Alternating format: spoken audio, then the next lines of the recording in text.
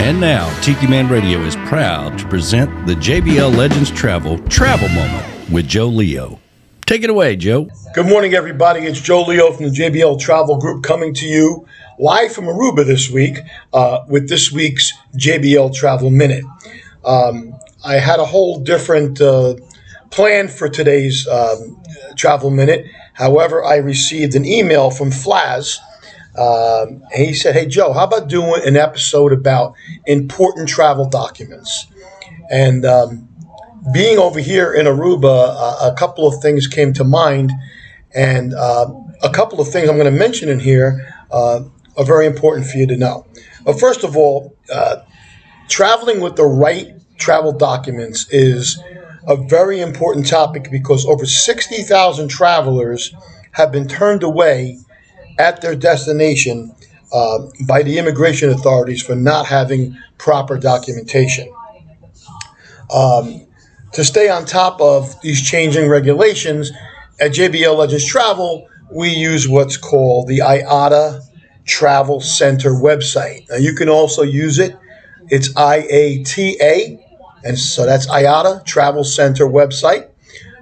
That's one of our certifying agencies that works with travel agents. But there's a website there that's user-friendly. You can always look at any country you want to go to.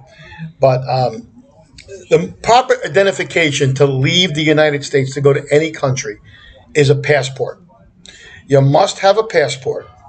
Or in addition to that, you should also have either a national ID card or your driver's license. And again, the real ID driver's license, which we talked about a few months ago on this travel minute, is not for traveling internationally. So you can have it as a second form of ID, but you cannot travel out of the country with a real ID driver's license. People think that's going to replace the passport. It's not. That was specifically made for domestic travel. Okay? So moving on. You have to have a passport. Your passport must be valid for at least 6 months past your date of departure from the destination. So if you're going to Aruba and your passport is expiring, you have to be home from Aruba within a time limit of 6 months. Aruba happens to be one of the countries that's a little lax in that area, so they may give you that 4 or 5 month period. But in most countries, 6 months. The other thing that you need to have are health travel documents and your immigration documents. So all of the countries, Jamaica, Mexico, Aruba, they have an online form that you go on and you fill out. It's basically a health questionnaire, which also gives you, in some of the cases, the ability to buy health insurance at your destination, which we'll talk about in a couple of minutes. And it's an immigration document, so when you come into the country, they're going to be checking that when you arrive at the airport and also when you leave. And then there's also, in some countries, have what's called a travel locator form with a QR code on it. But the best thing to really do to make sure is when you are traveling out of the country, to make sure that you talk with your travel agent to see what other documents or vaccinations are required to enter those countries. Or take a look at what I said before, the IATA Travel Center, and put in all the information. I also would like to mention that it is very important that if your passport gets lost or stolen while you're in another country, you should immediately call the U.S. consulate nearest to you, and they will help you get a new passport. However, they don't know it's you. So I always tell people, make a photocopy of your passport, keep it on your phone, keep a copy in your suitcase, have a copy of your driver's license, your birth certificate, that kind of stuff, because those pieces of identification can be used at the consulate to prove who you are, and they'll help you very quickly get a replacement passport to get back into the United States. So that's just another point that I try to tell people, especially when they're traveling to like Italy and Greece and Germany and things like that. It's very, very important. I also would like to talk about a little bit about medical and travel insurance. There's two types of travel insurance. There's travel insurance for cancellation, and then there's travel insurance for medical purposes.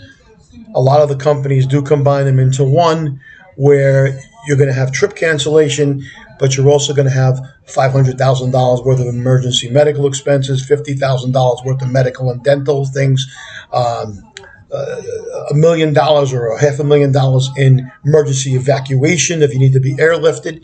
These are very important, and I don't care how old you are or where you're going. This is a very minimal investment.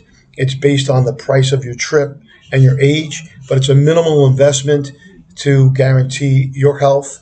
I've personally have had, and just in the last 6 months, 3 of my clients. One was in Jamaica. He was there for 2 days, went into congestive heart failure. If he had not had travel insurance, the bill there at that hospital would have been over $50,000 just for the treatment there at that hospital.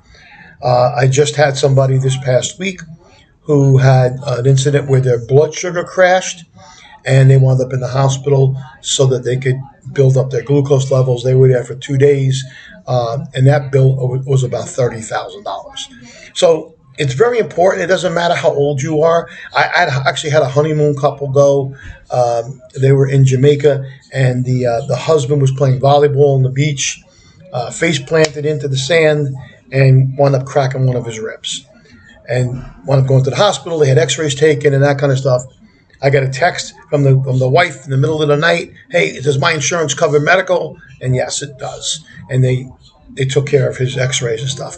But 95% of the insurance companies have an app that you can put on your phone where it has your policy number, your ID card, all the details, and most of them have an 800 number for a 24-hour emergency concierge service if you need that while traveling. There's not a lot that I can do from this end, and that's kind of between you and the insurance company.